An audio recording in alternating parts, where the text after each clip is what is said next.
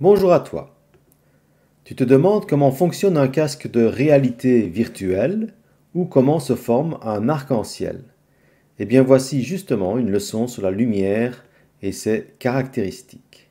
C'est ce que tu apprends en troisième année primaire en vue de la préparation du CEB, du C1D tant qu'il existe et du CTC. Voici deux situations. Tu vois à gauche une personne qui porte des lunettes solaires et à droite une autre personne qui porte un casque de réalité virtuelle. D'où vient la lumière? On est bien d'accord qu'à gauche, la lumière vient du soleil et à droite, il vient du casque lui-même.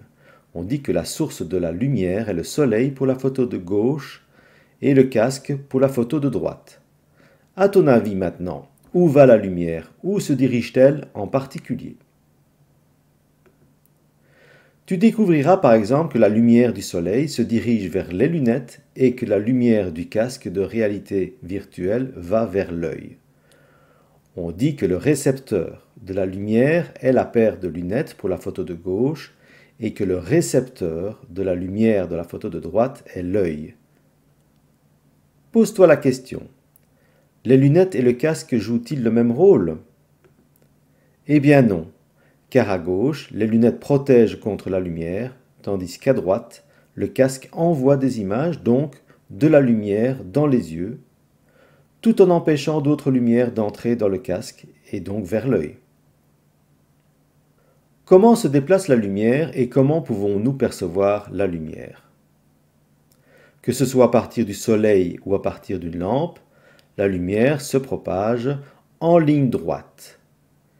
Et c'est l'œil qui va recevoir les rayons lumineux et ces rayons vont passer à travers l'œil. Au fond de l'œil, l'image est transmise au cerveau grâce aux nerfs optiques.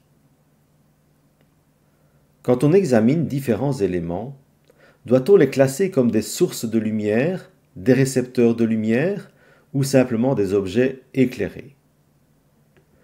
Premier exemple, le soleil est bien évidemment une source de lumière. Deuxième exemple, on l'a déjà vu, le casque est également une source de lumière, tout comme la lampe. La lune, quant à elle, n'est pas une source de lumière. Si on la voit dans le ciel la nuit, elle est simplement éclairée par le soleil et les rayons du soleil sont renvoyés vers nos yeux. C'est pour cela que nous la voyons éclairée. Donc c'est un objet éclairé. Voici d'autres exemples. À toi de voir dans quelle catégorie ils rentrent.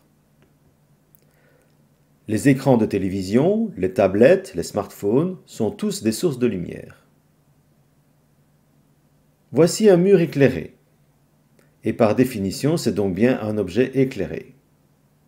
L'œil, nous l'avons vu, est un récepteur de lumière puisqu'il reçoit la lumière. Enfin, l'appareil photo, la caméra par exemple, reçoivent aussi la lumière, car c'est à partir de la lumière que l'image va se constituer. Quelles sont les caractéristiques de la lumière? D'abord, si on peut se regarder dans un miroir, c'est parce que la lumière qui part de notre visage, car il est éclairé, retourne vers nos yeux. La lumière se réfléchit, on appelle cela la réflexion de la lumière. La lumière a aussi comme caractéristique de pouvoir passer à travers une vitre, car la vitre est transparente. Par contre, elle ne passera pas à travers un mur, car ce dernier est opaque. Voici d'autres caractéristiques de la lumière. D'abord, la lumière est blanche. Même si on dessine le soleil en jaune ou en orange, la lumière qui nous parvient est bien blanche, mais on peut aussi obtenir des lumières colorées en utilisant certains filtres. La lumière est blanche et est en fait un ensemble mélangé de lumière de différentes couleurs qui au total fait qu'elle est blanche. Mais si on parvient à décomposer la lumière, on obtient ces différentes couleurs comme un arc-en-ciel. C'est ce qui se passe avec les gouttes de pluie qui arrivent à décomposer cette lumière et on peut alors observer avec nos yeux les différentes couleurs de la lumière. C'est bien l'arc-en-ciel. L'homme a inventé différents instruments par rapport à la lumière. Citons d'abord les instruments pour agrandir les images. la loupe pour agrandir un texte, les jumelles pour observer des animaux par exemple, le télescope pour admirer les planètes, le microscope pour observer plus facilement ce qui est très petit,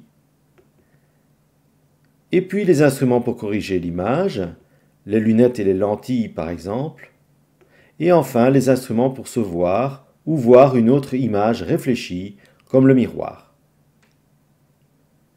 Il faut aussi savoir que les lumières sont utilisées pour t'avertir d'un danger, par exemple les gyrophares des policiers et pompiers, ou plus simplement les phares des voitures. Ces deux exemples sont eux-mêmes des sources de lumière. Parmi les objets éclairés qui nous signalent les dangers, nous avons les catadioptres et les gilets fluorescents. Enfin, la lumière n'est pas sans danger. En effet, par exemple, certains pointeurs laser peuvent réellement détruire l'œil, donc attention à ne pas vouloir les pointer vers les yeux.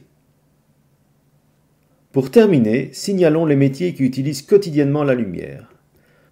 Tous les métiers du cinéma, la photographie, les spectacles qu'il faut illuminer, puis dans le domaine médical, l'ophtalmologie, l'opticien, mais aussi dans l'industrie, où on utilise parfois le laser pour façonner des objets.